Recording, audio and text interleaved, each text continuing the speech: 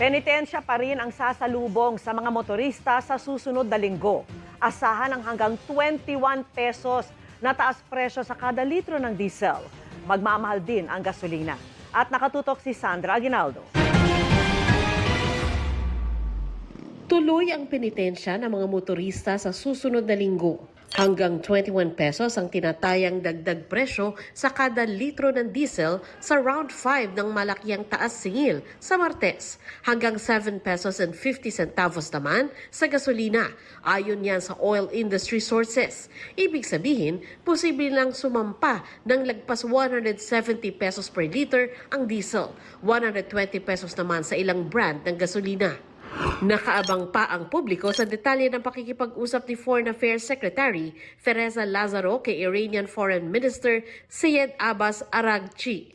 Ang tiniyak sa ngayon ni Araghchi, papayagan ng Iran ang pagdaan sa Strait of Hormuz ng Philippine-flagged vessels pati ng mga energy source ng bansa at mga tripulanteng Pilipino. Inaalam pa kung maisasama rin sa padadaanin ang mga barko ng ibang bansa na may tripulanteng Pilipino.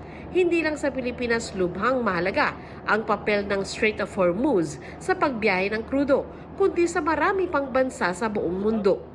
Sa datos ng United Nations Trade and Development, mula February 1 hanggang 27, tinatayang 129 na barko ang dumaraan araw-araw sa Strait of Hormuz. Pero mula February 28, ang araw kung kailan sumiklab ang gera, bumaba na yan sa 81 at patuloy pang nababawasan. Pinuri ni Senate President Pro Tempore Panfilo Ping Lacson ang naselyuhang kasunduan ng Pilipinas at Iran, lalo't 80 hanggang 100% ng ating oil imports ang dumaraan aniya roon. Sinigundahan niya ni Senator Sherwin Gatchalian.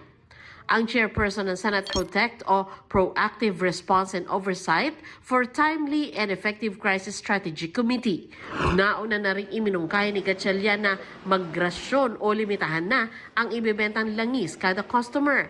Pwede aniyang damihan ang rasyon sa public transport.